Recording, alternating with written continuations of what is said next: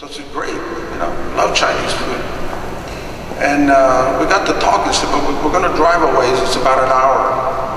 But if you drive west from San Diego, there's a community called Mexicali, and it's in northern Baja California on the Mexican side.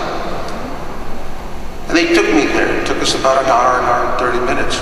And we actually went to Mexico to a Chinese restaurant to have Chinese food. And the impression of walking in and being greeted by a Spanish-speaking Chinese, even to me, was exceptional. It was very noticeable. We speak with all colors, blondes, brunettes, dark, but one with that physical appearance that speaks Spanish, even to us, stands out. No different than I would probably see a Japanese. Others, the Griego, the Turkish, not so much. The Germans, the Swiss, they speak Spanish, But to see a Chinese speak Spanish, it's there. And again, we come in all races. As you well know, we also have Africans in the Hispanic culture, much so specifically in the Caribbean, where the mixture of the Spanish and unfortunately through the slave period.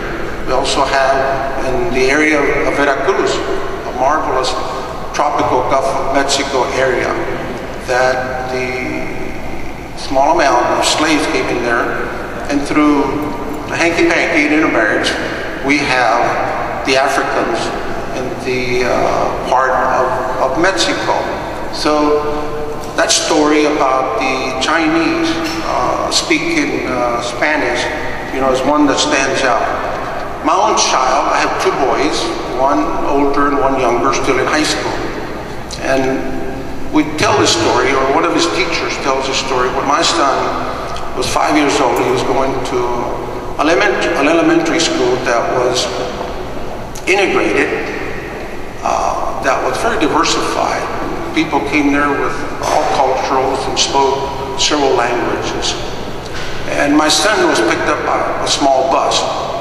And in that bus, young ladies and young men would ride, and consequently, normally, the bus driver, who was also a teacher, would hear the conversations.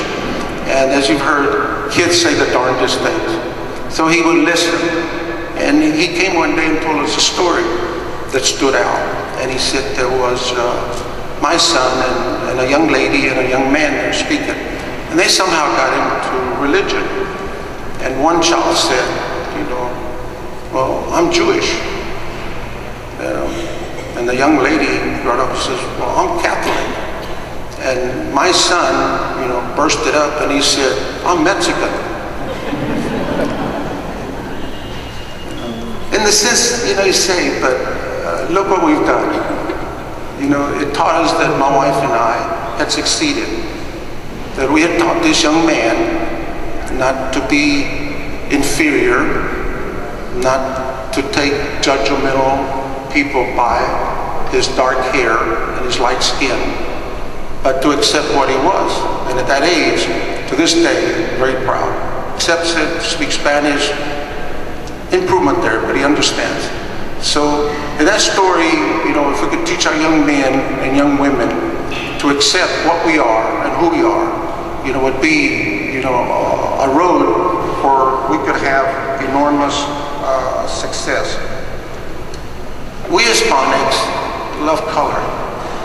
As you know, the yellows, the greens, the blues, el folklorico, those beautiful flowing dresses in Mexico, where they represent all 37 states in Mexico, and you see them dance, And as an adventurous young man, I decided at some time that I wanted to go live and work on the reservation, coming from my father's side with some background in there.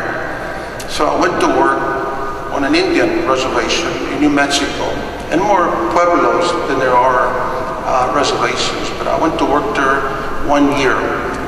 And you saw the Spanish influence. Most of our Native Americans in New Mexico, and Arizona, and Colorado have adopted Spanish names. And I remember also that the chief worked where I worked. His name was Chief Gonzalez. You know, I could not be more prouder, you know, of another American, especially a Native American, by the name of Chief Gonzalez. But you see the integration of the cultures, and in fact, in New Mexico especially, the integration between the Native Americans and the Spanish still exists today. Still exists today. The Spanish is still there. Santa Fe, beautiful city. In fact, if you go to Santa Fe, you'll probably think you're in a European village. Marvelous. People go there to live, actors, actresses. I lived there for a few months. But a wonderful place. Santa Fe is next to San Agustin, the second oldest city in New Mexico or in the United States. My brother-in-law happens to be from Taos. His family has been there since the 1600s. In fact, they also still own the land that they had from the 1600s. And I've threatened my brother-in-law that he should let my wife inherit 5 acres, 10 acres, so that I can build a home there. It's a marvelous place to live. We have a lot to be proud of. And I can say this in honoring my fellow Hispanics, Puerto Ricanos, or Puerto Ricans. Celia Cruz, from the Hispanic side, one of the most beautiful ladies, dancer, singer, actress, who passed away, I think 2003. A most famous Puerto Ricana, you know. The Estebans out of Miami, very prominent, politically wise family that have also done very well. And if you look back in history,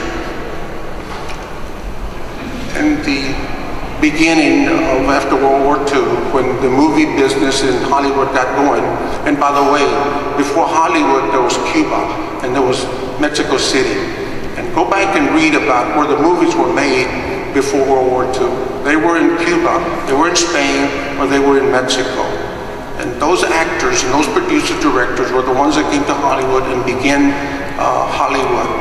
But if you remember, there was one lady, Rita Hayworth. And if you don't know, Rita's actual name was Margarita Cancino. And it got shortened from Margarita, they took the Rita, or she did. And then she took Hayworth from her mother. Margarita's parents came from Spain. They were dancers, performers. But you see what happened, that in those days, you know, they did, had to change their name to succeed. So as today we see that sometimes we do change things to fit. They did it very, very, very strongly in those days. 3 weeks ago, there was a celebration in the rock and roll area. And I went there, the salsa music was beginning. So we had a local, Sonny and his orchestra, marvelous. Salsa music, the young people playing. I would like to cover today, you know, some areas of work that we have in the Hispanic community. Even though we have a passion, we're active. We're not there. But as I can tell you in our youth, and you know, our youth are not receiving the education that they should. You know, our dropout rate is around 28%. If we take our young men and women between the ages of 18 and 25, 63% have graduated and 37% have not. We're not there yet. You know, in the areas of education, in the areas that I would call managerial or executive employment, we're not there. Even though Mayor Jackson has oscillated at it and done very well at it, in the metro area, in the rest of Ohio, we're not there yet. In the area of business entrepreneurship, while we do own businesses, while we are marketeers, there's a lot to be gained there. I would say to you and say to others, there's room to work. But we do have accomplishments. We have our cultural pride. And we have our leadership that's up and coming. If you look at the statistics and look at the last census, as you've read, that we're the largest minority in the United States. And from that, the predictions are that in 15 years, we will have over 60 million Hispanics in the United States. With that comes leadership. With that comes a core of leaders that will be identified that will be the ones to lead us for the next generation or two. What I would suspect and that I would want is that the leaders are ones that can manage conflict, that can do things for the common good, that can look at all of us and say, you know, we need to share experiences. We need to work towards all cultures, all races, for all of humanity. But I say to you and anyone else that look ahead, that it is here and it will be there. So hopefully we can begin to set that pattern to get the next generation of Hispanics on the right course. Those people that can transcend those differences, can relate to conflict and find common ground so that we can all move forward for the betterment of your community, of your neighborhoods, of our society.